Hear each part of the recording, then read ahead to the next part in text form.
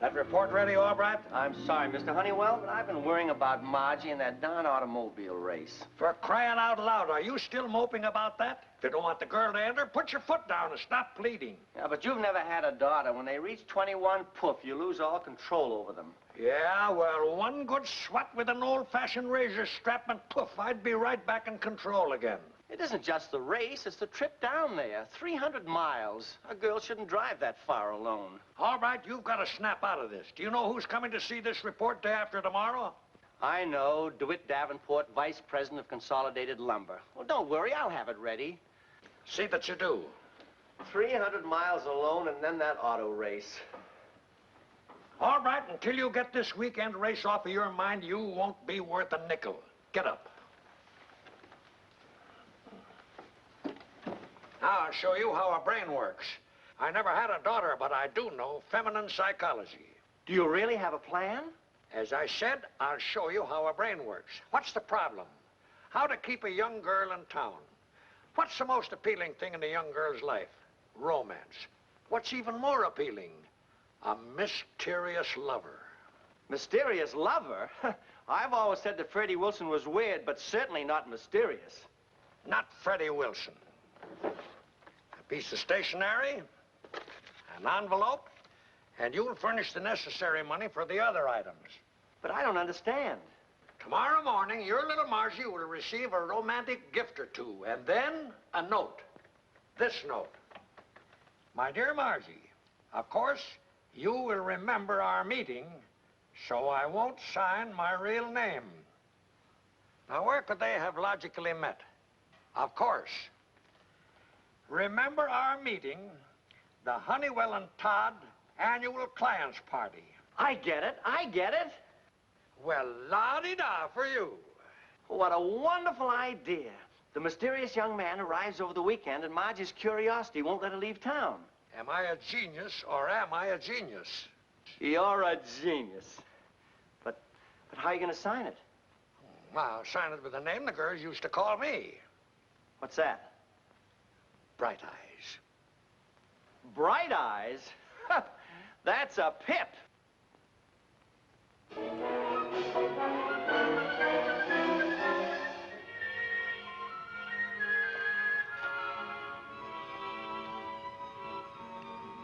What's the book? Something about sport car racing, I suppose. No, it's all about hypnotism. Belongs to Mrs. Odetts.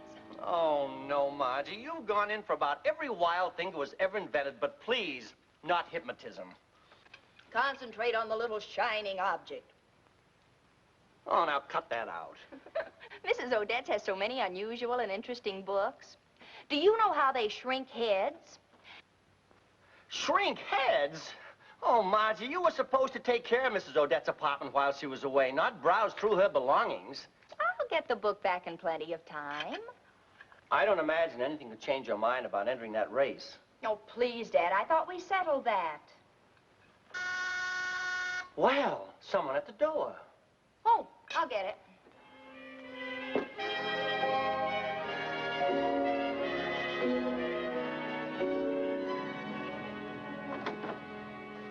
It's for you, Miss Margie. Flowers. Thanks, Charlie. Freddie must have gotten his misunderstanding straightened out at the unemployment office. Well, good for Freddie. Roses with an orchid. Freddie couldn't afford an orchid, even a used one. To Margie from Bright Eyes. Bright Eyes? Dad? Oh, come on, honey. You don't have to pretend with me. Who is he? I don't know. This one's candy. You can smell it. How long has this been going on? Oh, honey, what's his real name? I don't know. Maybe this will be more explicit. Sweets for the sweet from Bright Eyes. Who is he? Dad, I don't know. I'm sorry, I forgot. This came with the candy. Thanks, Charlie. Flowers, candy, and now a letter. Well, of course, you still don't know who it is. So maybe I will in a minute. Dear Margie, of course you'll remember me, so I won't sign my real name. Bright Eyes. You mean you really don't know who it is? No, I've told you. Remember our meeting at the annual Honeywell and Todd clients party? Margie, my dear, I have often thought about that night and the way you kissed a rose and told me to keep it always. He didn't forget. You remember him? Yeah, but it wasn't a rose, and I didn't tell him to keep it. It was a carnation, and I didn't kiss it. I ate it. But he wouldn't remember me. That was in kindergarten. Whenever the warm winds blow and the full moon beams, I hear your voice and see the light in your eyes.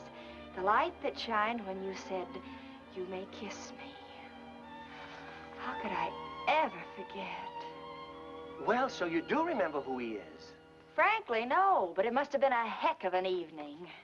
I shall be in town this weekend. I've sent this note and my little tokens of affection through my New York representative. Uh-oh. And you'll be away this weekend. No address, no nothing. And 10,000 messenger boys in New York City. If I could only get in touch with him.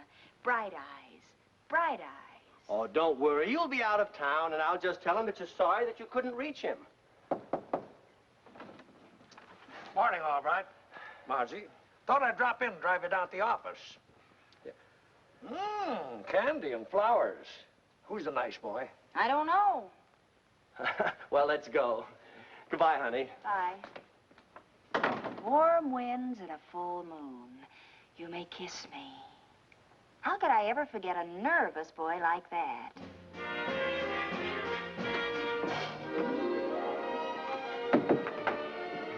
You're a little late. Your father and Mr. Honeywell have gone, and I'm just leaving. Well, I don't want my dad, Betty. I just want a little favor. Do you have a list of clients who've been invited to the annual Honeywell and Todd parties for the past few years? The annual parties? It's a letter I got. I've been racking my brain all day. Who's Bright Eyes? Who's Bright Eyes? And now I'm going to find out. You are? Yes. When I get Bright Eyes on the phone, you'll know what it's all about. Where's the list? Well, I don't know about the parties, but if they've ever had anything to do with Honeywell and Todd, they're in here. Thanks, Betty. Good night, Miss Albright. Good night. Don't forget to lock the door. I won't.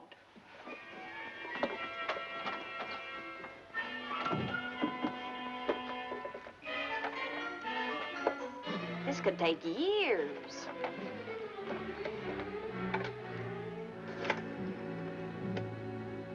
Operator, would you please get me Mr. William Apperson in Cape Town, South Africa? Cancel that one, operator. Get me Mr. Harmon Andrews in Atlanta, Georgia. The number is Peachtree 35144. The trunk lines are busy? Would you call me back? Thanks. The number is Dunbar 36862.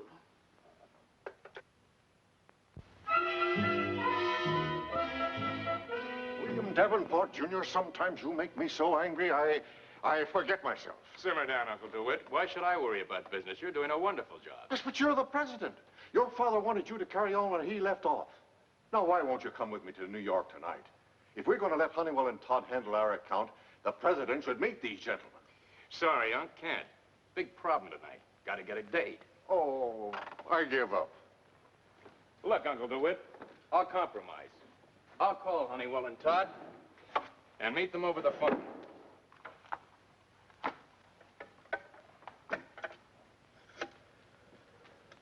Operator, get me Dunbar 36862. This is Fleetwood 45713. Yes, operator? Your father would turn over in his grave if he... Operator? Oh, I was expecting a call. Just a second, please. See you tomorrow, Uncle DeWitt. I think I just got heaven by mistake. Oh, what's the use? What's the use? Now then, you were saying? Who is this? I was expecting a call. Did you call me or did I call you? I've been wanting to talk to you for a long time. Are you Bright Eyes? Brightest eyes you ever saw. Oh, then you are Bright Eyes. You, and only you, may call me Bright Eyes. I'll bet you thought I'd forgotten about giving you the rose, but I hadn't. And I'm glad you didn't forget about the moon and the warm breeze. I'll always remember it. I always knew you were the kind of a girl that wouldn't forget. You seem to remember a lot of things. Tell me, do you remember the ride on the roller coaster? Do I? It was wonderful. Roller coaster. I was surprised you'd even remember my name. Forget your name? Never. It's always on the tip of my tongue. Same with me. I'll never forget your name as long as I live. I'll never forget it, but what is it?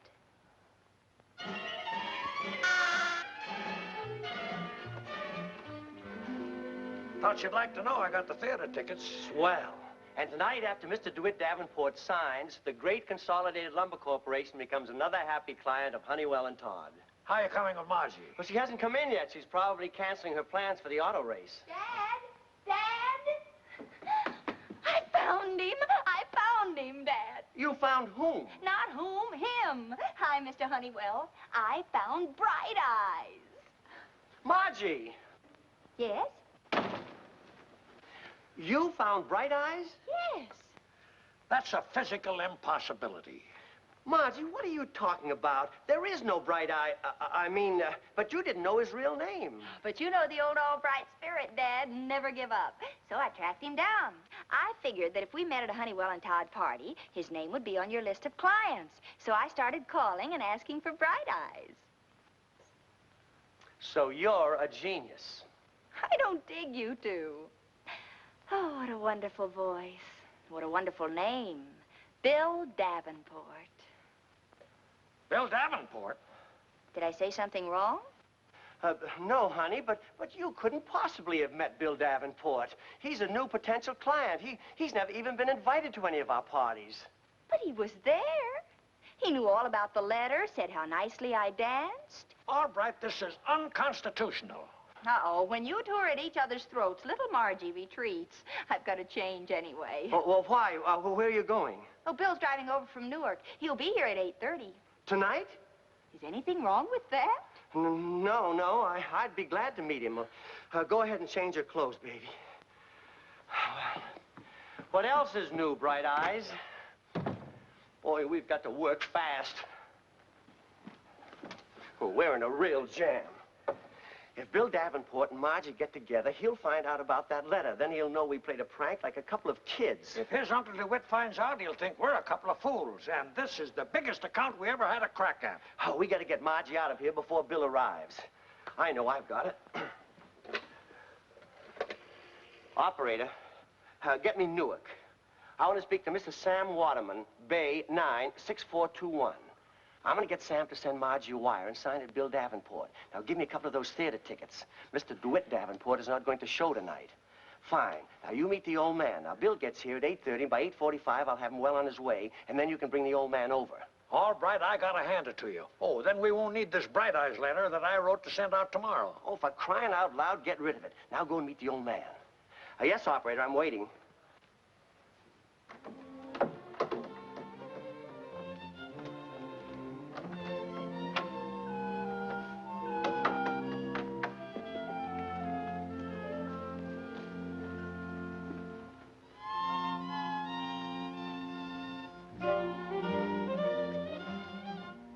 Margie Albright.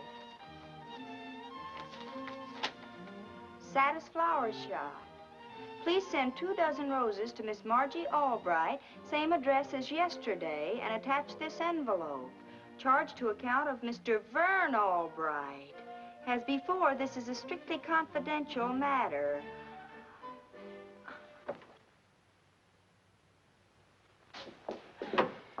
I'm sorry, honey, but at least it was nice of Bill to send you that telegram instead of just standing you up. I wonder what happened. He won't be able to get here until the weekend. Well, after all, those were his original plans. Remember the Bright Eyes letter? Oh, who cares anyway? It was just lucky that you had these tickets. And you do want me to go to the show.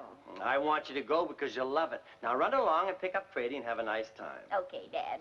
Bye. Bye, baby.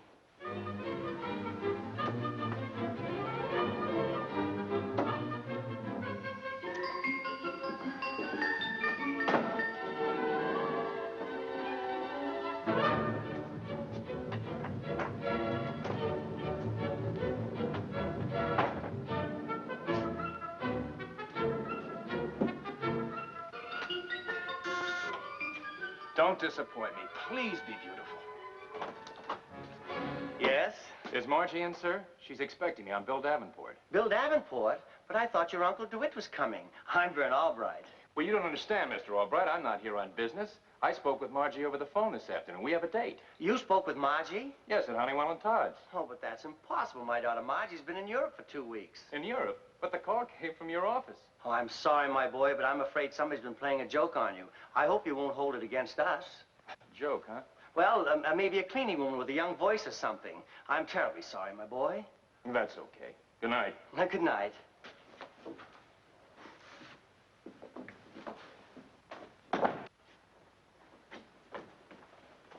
Bright eyes? Bright eyes. Margie?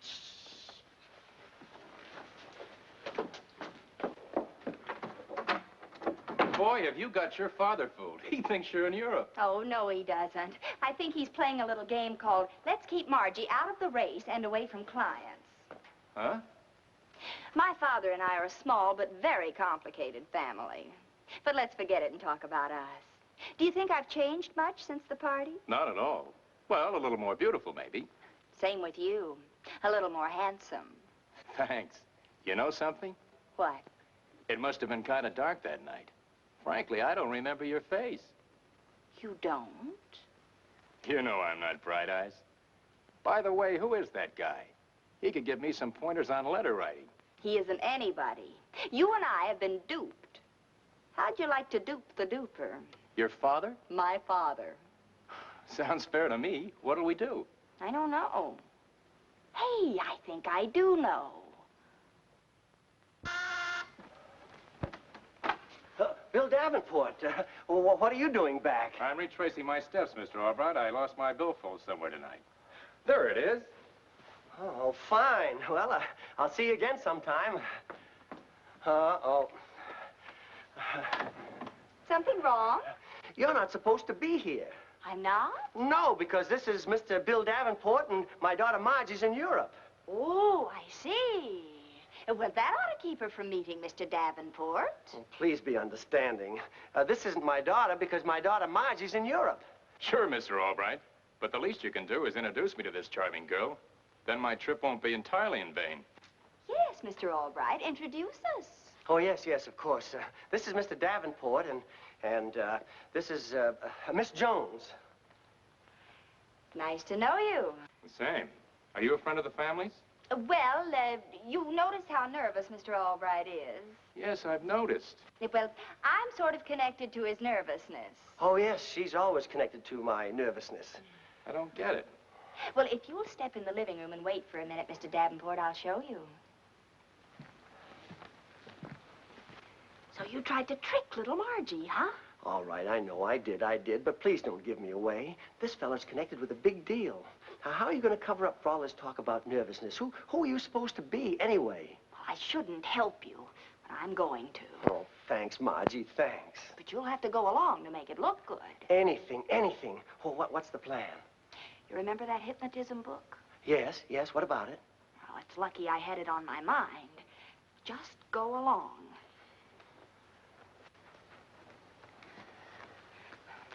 I've calmed him down pretty well, Mr. Davenport. Now, if you'd like to watch, I'll get on with this therapy. Therapy? Yes. Sit down. You see, I'm a practicing psychologist. I'm helping Mr. Albright overcome his business worries through hypnotism. Oh, I see. Now, watch the shiny object. You are getting tired. Very tired. Close your eyes. Close your eyes. There. You see? He's asleep already. Amazing. Say, tell me, is it true that you can make somebody do something completely foreign against their nature? Oh, definitely. Now, take Mr. Albright. Very dignified investment counselor. I'll demonstrate.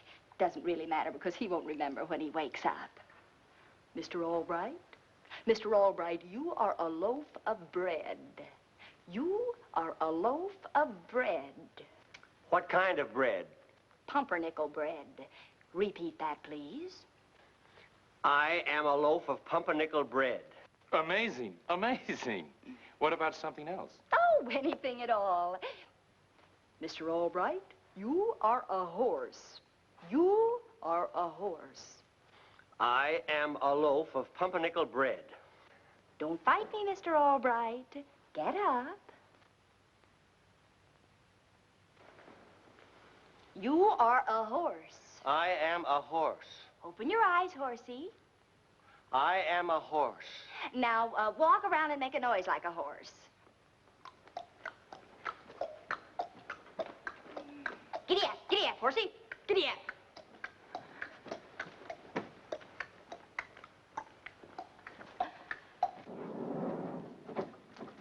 You'll be impressed with Albright, Mr. Davenport. Level-headed fellow. Perfect example of the type of man associated with Honeywell and Todd.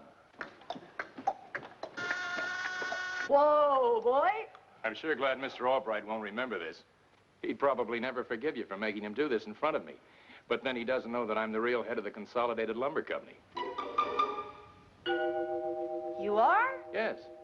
But don't worry. I'm finding this very interesting. Let him answer the door. Go to the door, horsey. And remember, you're a horse.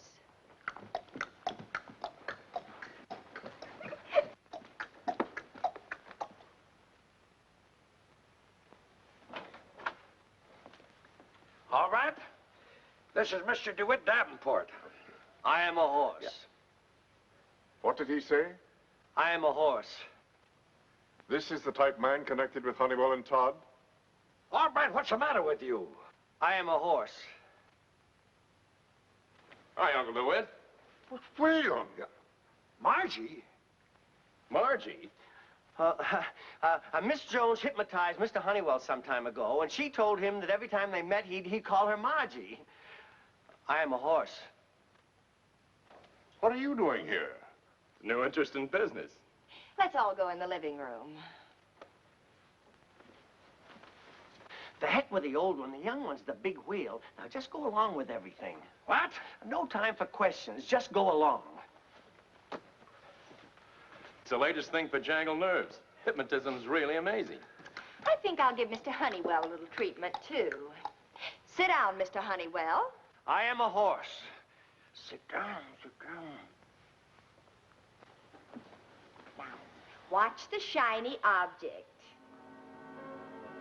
You are getting sleepy. Very sleepy. You are asleep. Now, watch this, Uncle DeWitt. How about a couple of statues? Very simple. Mr. Honeywell, get up. Any special kind of statue? Well, we already have the horse. How about him being an Indian? Indian? You know, the famous old bookend statue called The End of the Trail. The old tired brave riding the half-dead horse. That one. Mr. Albright, get down on all fours. Mr. Honeywell, get on his back. Let your heads droop. You are tired. They expect to handle Consolidated Lumber? Oh, I don't know, Uncle DeWitt. They seem like pretty nice fellas. Yes, but I wonder if they'll ever learn not to try and trick Margie. I don't know, Miss Jones. What do you think, Margie? Don't ask me. I'm in Europe. We've been took.